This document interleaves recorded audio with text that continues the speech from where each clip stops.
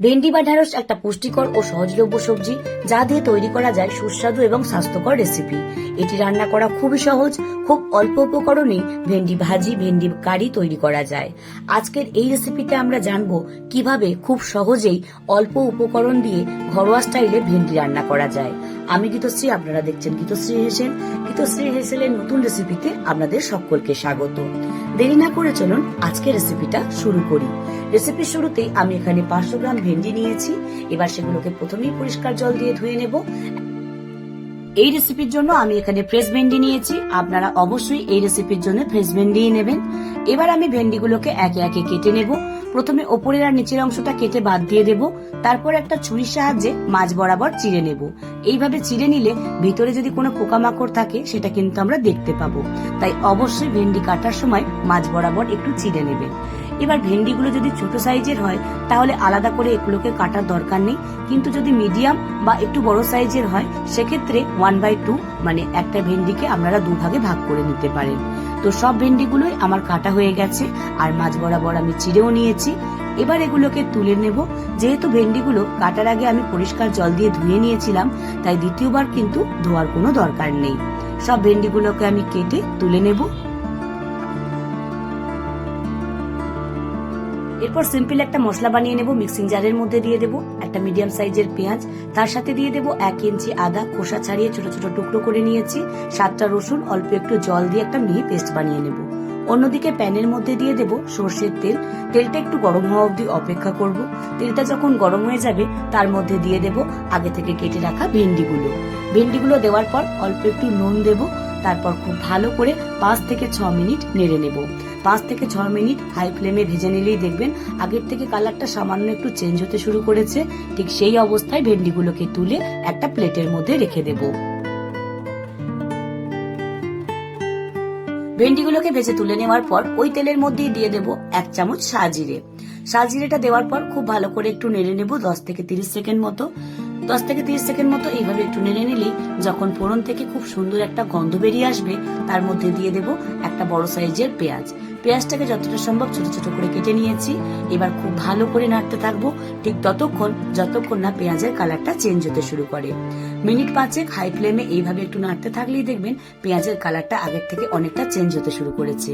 ঠিক তখনই এর মধ্যে দিয়ে দেব 1 চামচ আদা রসুনের পেস্টটা দেওয়ার পর খুব ভালো করে পেঁয়াজের সাথে মিশিয়ে নেব।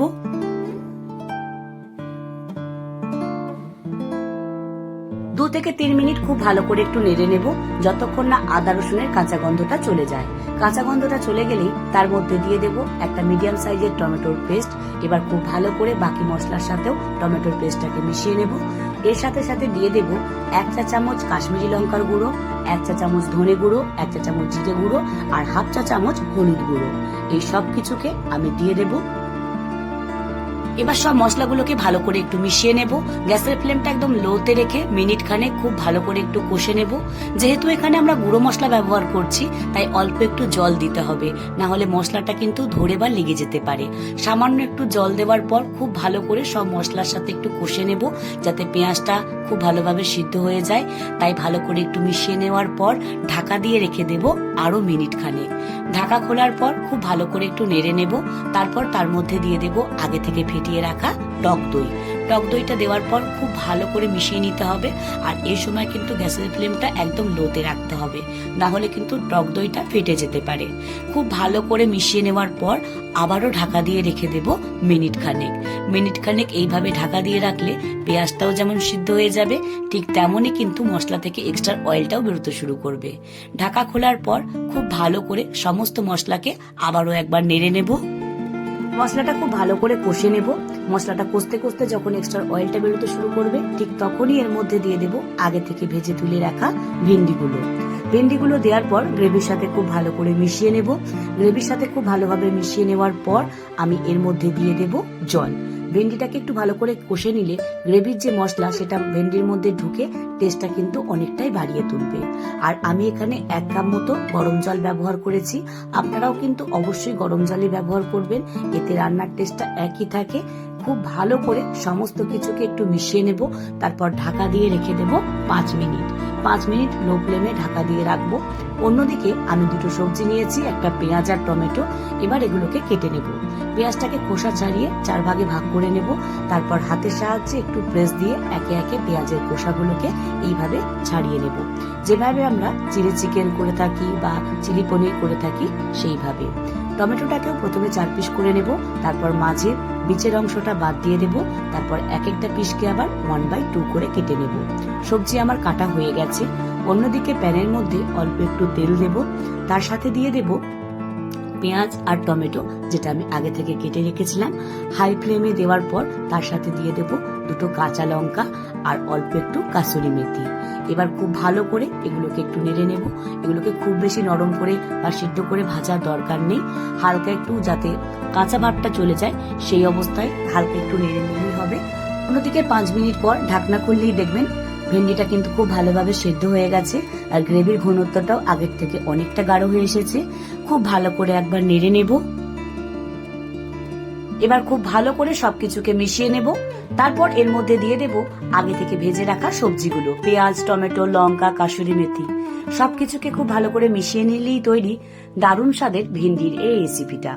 আপনারা অনেকে অনেকভাবেই ভেন্ডি রেসিপি বানিয়েছেন, একবার এইভাবে বানিয়ে দেখবেন। খেতে যেমন সুস্বাদু, বানানো কিন্তু খুবই সহজ। ভাত, রুটি, পরোটা যে কোনো কিছুর সাথে লাঞ্চ বা ডিনারে আপনারা এটা সার্ভ করতেই পারেন। চটপট বানিয়ে ফেলুন। আর আজকের রেসিপিটা আপনাদের কেমন লাগলো সেটা কমেন্ট করে জানাতে প্লিজ ভুলবেন না। আর এই ভিডিওগুলি যদি আপনারা ইউটিউব থেকে দেখেন তাহলে নতুন সদস্য হয়ে এখনো অবধি সাবস্ক্রাইব করে না থাকলে সাবস্ক্রাইব করে আমার এই চলার পথে সঙ্গী হতে পারেন।